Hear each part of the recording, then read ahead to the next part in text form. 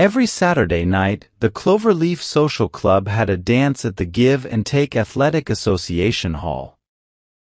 If you wanted to join, you had to be a member of the club or work at Rheingold's paperbox factory.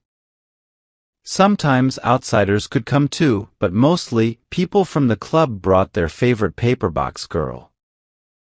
Maggie Toole, with her dull eyes and left-handed dance moves, always went with her friend Anna McCarty and her boyfriend. Anna and Maggie worked together at the factory and were best friends. They always walked home together after work, and Anna would remind Maggie to be ready for the dance at 7. But one Saturday Maggie surprised Anna. She said she didn't need their company because she had a new friend who would take her to the dance. Anna couldn't believe it. Maggie, who was usually quiet and not very popular, had found a friend to take her out. Anna was curious and asked Maggie all sorts of questions about her new friend. "You'll see tonight," Maggie said, excited about her new friend. "He's really nice. He's taller than Jimmy by 2 inches and dresses well. I'll introduce him to you, Anna, as soon as we get to the hall." Anna and Jimmy were the first ones to arrive at the dance. Anna eagerly watched the door, waiting to see Maggie's new friend. At 8:30, Maggie entered the hall with her friend. She quickly spotted Anna and Jimmy. "Oh wow," exclaimed Anna. "Maggie's friend is great. Look at him." "Don't worry about it," said Jimmy, sounding annoyed. "He's new here. They always get attention. He won't be the only one." "Be quiet, Jimmy. I'm happy for Maggie. It's her first boyfriend. Oh, here they come." Maggie glided across the floor like a fancy boat with her friend by her side. He was taller than most guys there, with curly dark hair and a nice smile. The guys in the club cared more about strength and fighting skills than looks. They didn't like guys who acted too fancy. They preferred guys who were tough and confident. They watched Maggie's friend closely, not sure what to think. "This is Terry O'Sullivan, a friend of mine," Maggie said as she introduced him to everyone. She looked pretty happy, like a girl with her first crush. Maggie Toole finally found a boyfriend, the other girls whispered. The guys didn't seem impressed by Maggie's new friend. Usually, Maggie stood against the wall during the weekly dances. She was always grateful when someone asked her to dance, but she didn't dance much. Anna often had to nudge Jimmy to ask Maggie to dance. But tonight was different. Terry O'Sullivan was like a Prince Charming, and Maggie felt like a butterfly. Everyone wanted to meet him, and even the guys who never noticed Maggie before suddenly thought she was charming. Terry was the star of the evening. He danced gracefully and talked smoothly.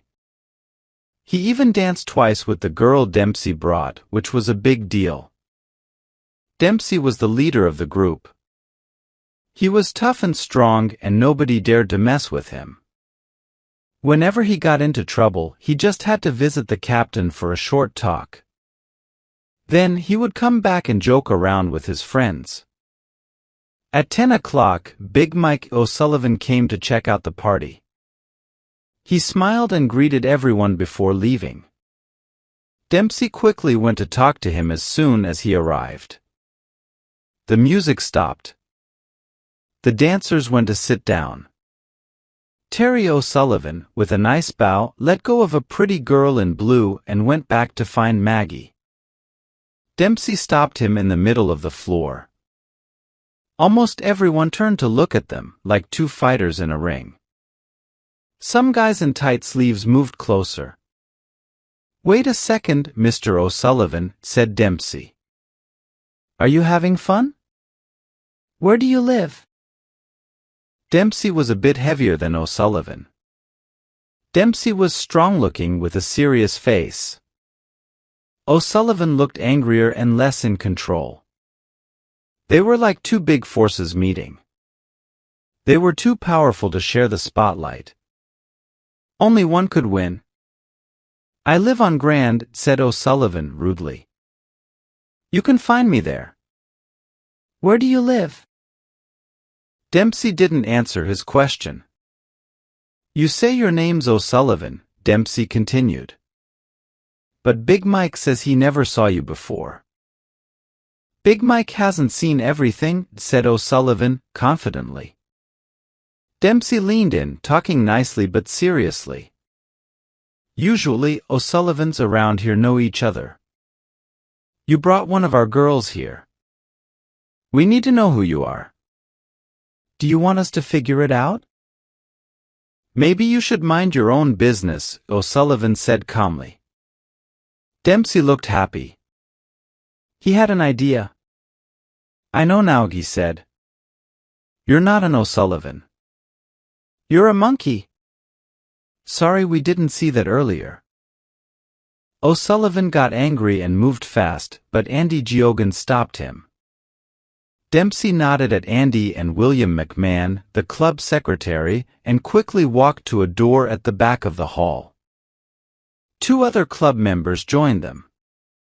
Terry O'Sullivan was now with the Board of Rules and Social Referees. They talked to him quietly and then led him out through the same door. "Let me explain what happened here." Behind the hall, there was a small room rented by the club. In this room, guys settled their problems without causing trouble on the dance floor. No girl had seen a fight at the club in a long time. The guys made sure of that. Dempsey and the board worked smoothly, and many people didn't notice what happened to O'Sullivan, including Maggie. She looked around for her friend. "Hey, what's up?" said Rose Cassidy. "Weren't you with them?" "Dempsey picked a fight with your guy, and they've gone to the fight room." "How does my hair look, Mag?" Maggie put her hand on her chest. "Gone to fight with Dempsey," she said, worried. "They have to be stopped. Dempsey Donovan can't fight him. It'll be bad." "Why do you care?" said Rosa. "Don't they fight every time?" But Maggie ran off, weaving through the dancers.